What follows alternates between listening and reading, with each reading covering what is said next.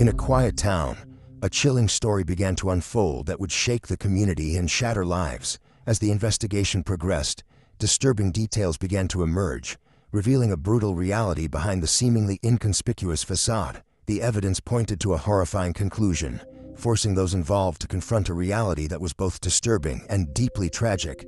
As the police dug deeper, they discovered a horrifying truth that no one in the town could have imagined. What happened was not just a crime story, but a perversion of human nature and the destructive consequences of uncontrolled rage. Little Joshua was 3 years old when his mother, Krista, a 23-year-old single mother, moved the family to Tulsa, Oklahoma in 1992. Krista started working as a real estate rental agent at a residential complex almost immediately after the transfer. But things were going well. She soon got to know Joe, a 22-year-old employee at the building's fitness center. They became romantically involved, and Joe loved Joshua as his own son. After they started to live together as a normal American family, they eventually got married. Krista found herself pregnant after 3 years. A baby girl, Lauren, was born on December 5, 1996. 1 week before Krista's birthday, and 1 month before Christmas. Krista always thought her daughter was the greatest present she could have received for Christmas. The family was incredibly unified and close-knit, and Lauren's birth strengthened their bond. Joe's father, Grandpa Dusty, loved his grandchildren dearly and treated them as if they were his own children. However, when Joe's employment was eliminated in 1999, the family found itself in financial jeopardy. The family survived on odd jobs for a while because he was unable to find work. They had to relocate to Phoenix, Arizona in order to obtain steady employment. The 1,500 kilometers trip was seen by the couple as an adventure, but it was also a major test for the entire family. Particularly impressed was tiny Lauren. They had never seen mountains before, and suddenly they found themselves at their feet. Lauren enjoyed to sing, was an energetic and fearless child, and played sports on a regular basis. She had a strong affinity for football at the age of 4 and enjoyed playing goalie. Krista fell pregnant again while Lauren was attending school. The family made the decision to move back to Oklahoma before the kid was even born, in order to be nearer to Joe's parents and receive the assistance they needed. Managing 3 children would have been far more challenging. The family ventured to relocate once more in spite of the stress and challenges of the initial transfer. A child named Dustin was born to Krista on October 26, 2002, in remembrance of his cherished grandfather. He was born during the Halloween season, which turned into one of the family's favorite occasions. They planned themed parties each year and dressed up as various characters. The only girl in the group, Lauren grew up to be a real dad's daughter and was particularly close to Joe. He even taught her how to wield guns and track prey when he brought her hunting with him. The family added a boy named Tyler as a 4th child in February 2005. Lauren played doll-like with her younger brothers, feeding, dressing, and putting them to bed. She also spent a lot of time with them. The children got along well with their sister, and she never hurt them. The family made their home in Broken Arrow, Oklahoma, a city of roughly 115,000 residents. Despite being a comparatively tiny city, it was the 4th largest in the state. Broken Arrow was regarded as the safest city in Oklahoma due to its low crime rate. Even yet, it was not enough to shield the family from the horrible disaster that befell them. 2009 saw a sea change in Lauren's life as she entered a challenging adolescent phase. Lauren began experiencing the typical troubles that come with adolescence, and her mental health issues made matters worse. After worried parents brought their only daughter in for a checkup, the physician determined that she had attention deficit hyperactivity disorder. This illness impairs one's capacity for focus and impulse control. Medication administered to Lauren was meant to relieve her symptoms, but in reality, it made things worse. Lauren started to isolate herself from friends and family, becoming silent and reclusive. The swine flu epidemic, which mimicked the COVID-19 pandemic but on a smaller scale, made matters worse. The cherished grandfather of the family passed away at this time due to an infection, shocking all of the family members, especially the little ones who were closest to him. Lauren started hurting herself after this incident, which led to other issues.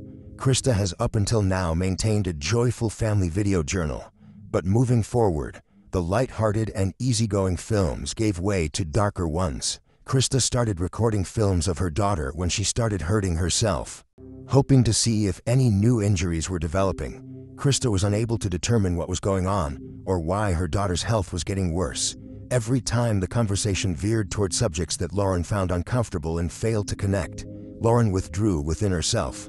The true cause behind the teenager's withdrawal was revealed to the family at a later date. It transpired that Lauren had joined a new social circle recently. She was once left alone with an unknown peer who coerced her into having sex. The psychological impact of this on Lauren was terrible. Although Lauren was afraid to inform her parents about it, she was able to gain support as the truth came to light. Lauren was given a prescription for medicine and brought to psychotherapy sessions. Lauren's mental health stabilized during the ensuing years. She made new friends and returned to being gregarious and outgoing. Zach was first introduced to Lauren in 2012. They became friends right away and started hanging out all the time. The teenagers had similar appearances. They eventually fell in love with one another. Zach seemed like a kind and decent young man, so Lauren's family welcomed him with open arms. With the family's youngest members, Zach took on the role of an elder brother. When they both turned 16 in February of the same year, the young individuals set about their relationship official. Lauren made the decision to move in with her boyfriend and move out of her parents' house in the middle of the school year. Their goals were to move into an independent family, get married, and get an apartment. Lauren's parents thought Zach was too young to make such a significant life decision. Therefore, they did not share their daughter's excitement at the prospect of cohabitation. They were afraid of ruining their relationship with daughter and starting a fresh round of sadness, so they chose not to impede the girl's independence. However, Lauren's parents were worried that her romance might drive her to disregard her studies. The daughter eventually won their approval after assuring them that this would not occur. Lauren's mother, Krista, had a sneaking suspicion that her daughter was pregnant, which is why the decision to move in together and be married quickly was made. Lauren said she wasn't sure in response to a direct question about pregnancy. After that, Krista brought her to the hospital where a pregnancy test was performed. The results were positive. The family was surprised to learn of Lauren's early pregnancy, but they all encouraged her and looked forward to her baby's arrival. On March 22, 2015, Lauren, at 19 years old, gave birth to a girl named Edison Main.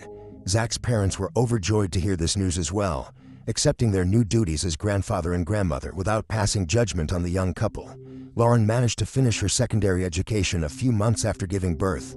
On July 16, 2016, she was legally married to Zach, and the two then embarked on a honeymoon to Branson, Missouri.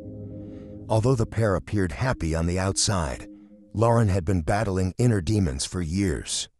She made references to the severe anguish she was still experiencing from her previous emotional scars in posts on social media. Lauren was resolved to battle for her daughter and her loved ones at the same time. Zach obtained employment to support his family, although at first, parents of both of them gave a lot of assistance. But by October of 2016, things had shifted. Lauren bemoaned the monotony and dullness of daily living, expressed her frustration at being at home alone with the child all the time, and expressed her desire to start working as soon as possible in her posts. The young mother sought self-realization despite her unwavering love for her daughter, which she confided in her family about. The couple made the decision to upgrade their living arrangements at the same time. They offered to divide the cost of renting a larger flat with their old pals, Connor Browner and his girlfriend Alexandra Finley. They could save money and live comfortably as a result, even if they had kids. The two families eventually moved in together. Living together was peaceful and enjoyable at first. Everyone talked to one another, helped one another out, and spent time together. In an effort to become more independent, Lauren eventually secured a position as a salesperson at a business in 2017. She told her mother that she was still having depression problems at the same time. Lauren wore all black, including her makeup and hair color. Her general psychological state worsened as her marriage to her husband deteriorated. Sometime later, they split up and moved out separately from the couple of friends they lived with. Once more, Zach, Lauren, and their daughter were left on their own and experienced ennui.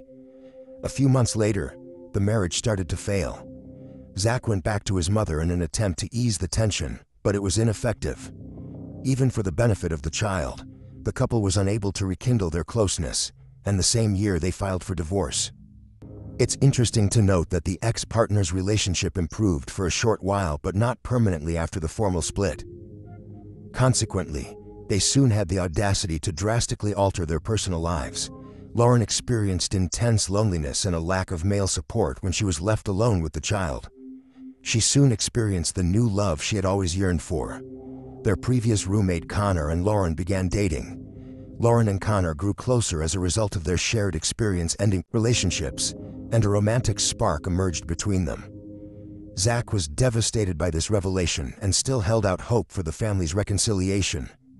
All the same, he had to accept his ex-wife's decision. September 2017 marked the end of the divorce process. The parents decided to share weekly care of their 2-year-old daughter, giving them joint custody. Everyone was happy with this choice. Zach became even more hostile toward Connor as a result of his illicit drug use. Lauren eventually started smoking marijuana as well. Zach did not appreciate the raucous parties that were happening more and more in the apartment where lived his daughter. He made an unsuccessful attempt to sway his ex-wife. There were constant points of contention between Lauren and her new partner, and with Zach as well. When the girl's parents found out that their daughter had traded in her ex-husband for a man who led a chaotic lifestyle, they were taken aback.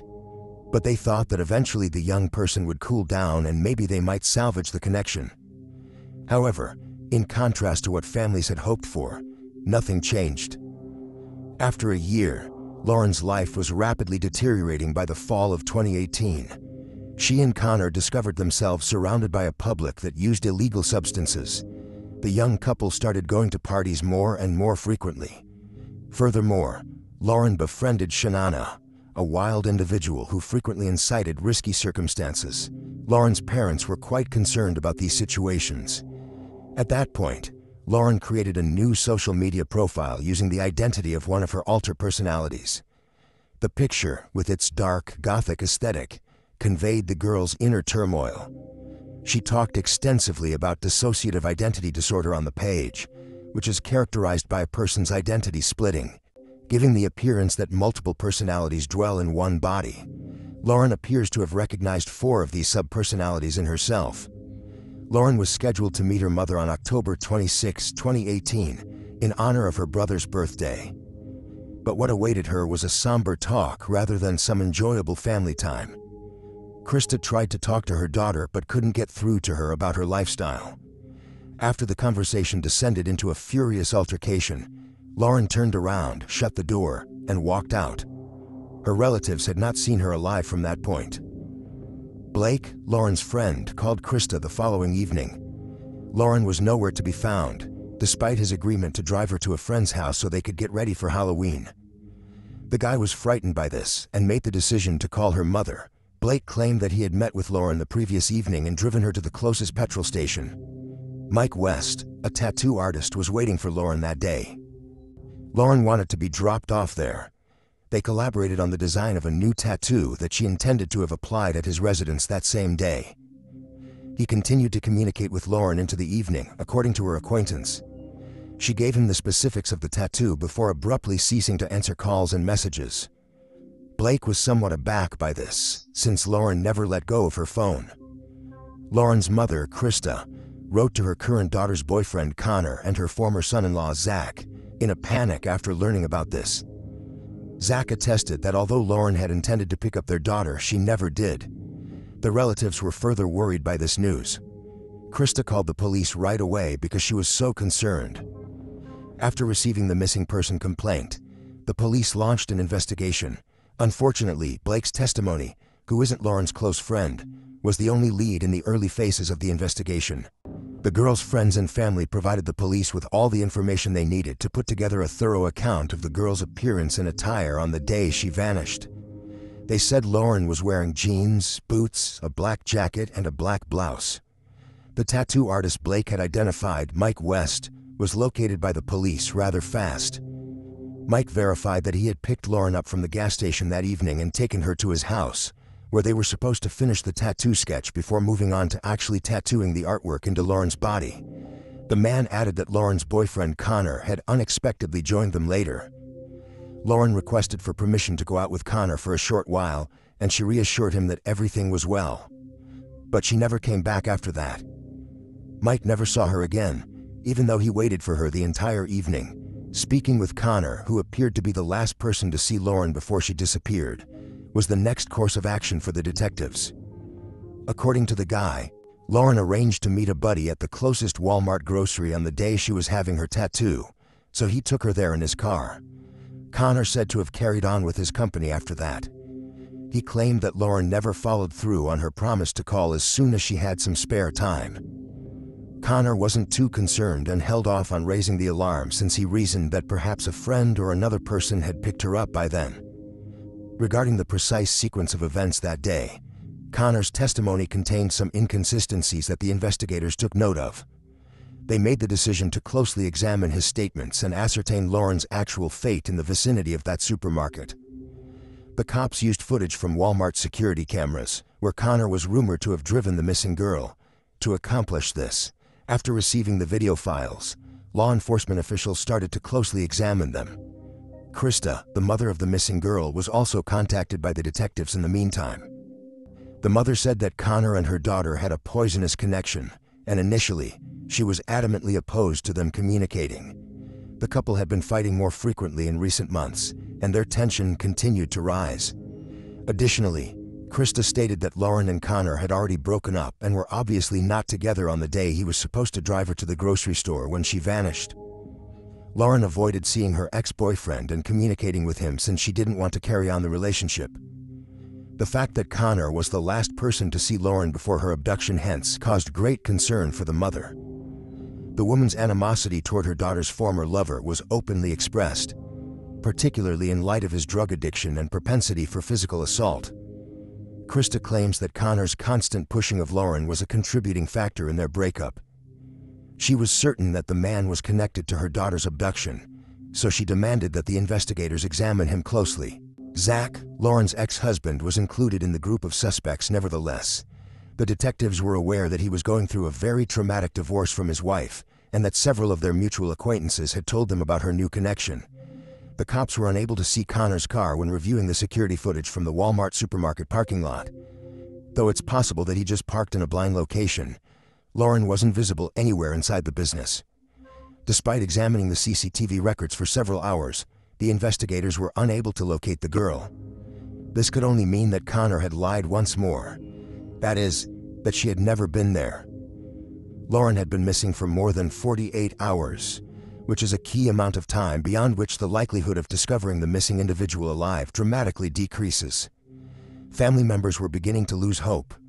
The authorities asked the public to assist in the search for the young mother after the woman's pictures went viral in the media. Abruptly, the police station hotline was called by an unidentified witness. He claimed to have seen Connor pull up to his house in his automobile the night Lauren vanished. Unidentified witness also said that Connor attempted to conceal the obvious bloodstains on the floor mats and seats in the cabin by covering them, but this did not totally cover them up. Connor allegedly said that he had struck a dog on the road in response to a question about the source of the stains. Everything was drenched in blood, he said, because he had to carry the injured animal in the cabin to the closest veterinary clinic. However, the witness thought there was just too much blood for this kind of explanation. The unidentified source said that he was unaware of Connor's girlfriend's disappearance at the time, which is why he failed to give the incident any urgency and failed to call the police. But after learning the news, he made the decision to alert the investigators to this dubious information. After learning of this, the investigators started to view Connor as the primary suspect in the crime. They made the decision to study his background and biography in more detail. It transpired that the man had already been afoul of the law, primarily as a result of a small-scale domestic dispute. Furthermore, once he resisted the police officers during the arrest. That time, Lauren phoned the police during a heated argument that transpired less than a year prior to their breakup. It's true that Lauren later chose not to file a lawsuit, which ended the dispute. The investigators also discovered that Connor was seeing someone else at the time of his ex-girlfriend's disappearance. It appeared that he was not at all concerned about Lauren's fate, but the detectives still called him in to ask him a few questions. Connor modified his prior testimony this time. In his revised account, he accompanied Lauren to Walmart on that particular day so she could get syringe needles. This was allegedly required for Lauren to receive painkiller injections after the tattoo appointment. Although Connor stated he was initially opposed to this proposal, he was unable to convince Lauren. He supposedly just carried on with his business after that, did not seeing her, and is unsure of what transpired next. The investigators' concerns were only aroused by such disparities in the testimony. Connor was obviously hiding something, as seen by the way he changed his storyline on a regular basis and added new elements.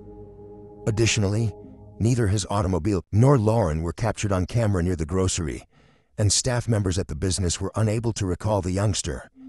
The authorities were able to acquire the suspect's mobile phone data in order to follow his whereabouts. As it happened, Connor was very close to Walmart that night, approximately 10 p.m., which was far later than he had originally claimed. The police discovered that although Connor did visit the grocery that evening, he was there with a different girl, Alexandra Finley, his ex, who they had previously rented an apartment with. This information was discovered while reviewing the surveillance camera footage. The couple was filmed shopping for Halloween while wandering through the store with a carefree demeanor. However, the cops were particularly interested in the numerous cleaning supplies they had purchased. This felt like a really suspicious fact. The investigators made the decision to speak with Alexandra regarding such purchases because of their experience. Alexandra verified that Connor had called her that evening, requesting her assistance with washing the automobile. He related a tale about a fight that broke out in the car's cabin between two of his friends. One of them was wounded, supposedly, and the blood was all over the place. Then, posing as a hero, Connor drove the wounded man to the hospital. This is the reason the man called his ex-girlfriend for assistance, since he desperately needed cleaning supplies to clean. Alexandra accepted this bizarre tale, went shopping with Connor, and afterwards assisted him in cleaning the dried bloodstains from the carpets and upholstery. The police were able to examine the primary suspect's vehicle in great detail after obtaining a search warrant. They discovered many blood traces in the car, despite someone's best efforts to wipe them away. Nobody questioned that this blood belonged to the missing Lauren at that precise moment. Based on all the evidence, Lauren had lost a significant amount of blood. Therefore, the stains would never fully come out. After examining the site, experts determined that the person had most likely died from large blood loss following a severe injury. Samples of biological material were carefully gathered by investigators and sent off for analysis. Subsequent laboratory testing verified the worst suspicions. The blood found did in fact belong to Lauren, who went missing. Connor altered his testimony once more after being shown this proof. This time, the suspect stated that he had picked up Lauren from the grocery store, but that she was accompanied by a girl who was purportedly trying to get drugs from a friend. Lauren was shot in the head by the person who had pulled a gun after something went wrong. The murderer allegedly aimed the gun at Connor too, and told him to drive to the closest location where the body could be disposed of. After driving a short distance, the man put the lifeless Lauren into a garbage under the direction of the armed stranger. Connor maintained his innocence and non-involvement at the same time. This account of events sounded as muddled and unbelievable as the last ones. It was particularly frustrating because the trash in that area was picked up on a daily basis. The canisters were already empty when the police got there, but her bracelet and some blood, which very likely belonged to Lauren, were discovered there. Additionally, these samples were sent for analysis. Subsequent analysis verified that the blood discovered corresponded to the missing girl. On November 5, 2018, Connor was approached by the investigators in an attempt to get him to confess. The claim that Lauren was shot by some drug dealer was not taken seriously by the authorities. Eventually, they broke the suspect, and he admitted that he had argued with Lauren in the car that fatal night. Lauren steadfastly refused to leave the cabin. To intimidate her, her irritated ex-boyfriend took out a revolver. But as far as he was concerned, the magazine just dropped out by accident. Connor dropped to pick it up and accidentally squeezed the gun. Lauren was struck squarely in the face by the gunshot that went off. The authorities, however, did not think it was an accident. Their skepticism regarding Connor's veracity as a witness only grew. Nevertheless, because of the law enforcement officials' unwavering efforts, they were able to get a confession from the suspect regarding his actions. After being apprehended, the killer, 22, was booked into the Tulsa County Jail. The search for Lauren's body was the next duty. The detainee testified that he disposed of it in a paper waste bin, even giving a precise location. The GPS tracker data from his automobile provided confirmation of this. The contents of that container were transported to the closest landfill by a garbage truck the very next day. The police now had to locate the landfill to where it was transferred and locate the body as quickly as possible before it vanished into the vast rubbish dumps, The investigators identified the truck that emptied the unfortunate container after going over the CCTV camera footage. A team of 30 police officers was dispatched to investigate 72 sorting facilities that catered to 19 garbage recycling businesses throughout 16 states. Not much time remained for the hunt. The detectives were acquainted with every step of the recycling process for waste paper. It involved a number of technological processes that allowed the body to be broken up into tiny pieces. In theory, there were still a few locations where the remains might be located, but there was very little chance of this happening because the processing lines were highly automated and there weren't many employees. The police increasingly recognized after many hours of futile searching that Lauren's remains had probably already gone through the whole recycling process. But there was no stopping it. Finding the body was crucial for closely examining the wounds and contrasting them with Connor's story. It was agreed to send dog handlers with service dogs who are trained to look for corpses by the distinct smell of decomposition to the businesses, in order to make this incredibly difficult duty easier. The canines eventually located the remains of the young woman. Pieces of skin, bones, and internal organs crushed by the processing machinery. The remains were officially confirmed by DNA experts to be those of the missing Lauren. To prevent human organs from finding their way into the finished product, the recycling company promptly recalled 30 tons of paper that had been created the day before. After finding out the horrific reality about her daughter's passing, Lauren's distraught mother sobbed as she informed the police about how painfully she remembered their final encounter. After a fight, they split up, and Krista will never be able to give her baby child a hug or say sorry to her again. The mother said that she was uncomfortable with Lauren's relationship with Connor right away, and told her daughter over and over again that the guy would only cause her sorrow. Regretfully, her worries were realized. The issues persisted even after the breakup. Krista had to make multiple calls to Lauren's ex-boyfriend, threatening to report him to the police if he didn't stop chasing the girl. But this narrative ended tragically. Even though the mother did her best to keep her daughter safe, Krista, unable to control her outrage at how viciously Connor treated her daughter, threw the body of her child in the trash like rubbish. Simultaneously, there were many in their town who backed the murderer. Some recalled him as just a regular guy who they shared their childhood years with. While no one defended what he had done, others hypothesized that the murder might have been an incidental or inadvertent event. Meanwhile, Connor's residence was thoroughly searched. In the garbage can, there was a gun. The sequence of events leading up to Lauren's death may be meticulously reconstructed thanks to all the information gathered. The prosecution claimed that when Connor enticed his ex-girlfriend to leave the tattoo artist's home, they started fighting in the car.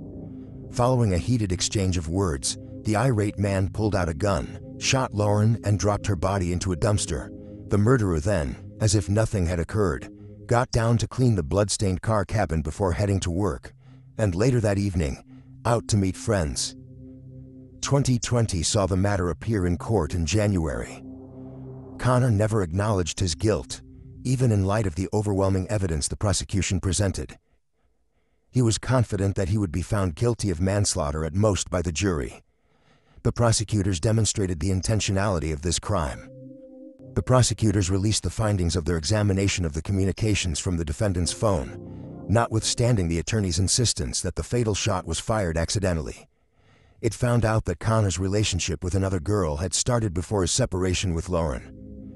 The man called his former girlfriend a parasite in texts he sent to his mistresses, speaking terribly of her. He accused Lauren of wrecking his life and refusing to leave him alone. Connor said in the same letter that he would be willing to commit any crime, including murder, in order to get rid of the bothersome ex-girlfriend. However, these claims ran counter to the victim's mother's evidence, which stated that Connor was the one who was chasing her daughter around and was unable to move on from the split. He made the decision that Lauren would not be with anyone since he could not let her go. The jury determined that the defendant was guilty of premeditated murder after taking into account all the relevant circumstances. Connor, age 23, was given a life sentence. He will, however, be able to request parole after 38 years and 3 months. Following the announcement of the verdict, Krista, the mother of the dead, declared that she would never pardon the person who killed her daughter. "We will never be able to come to terms with this loss," she said. We don't even have a place where we may visit and remember Lauren. We have no one to bury.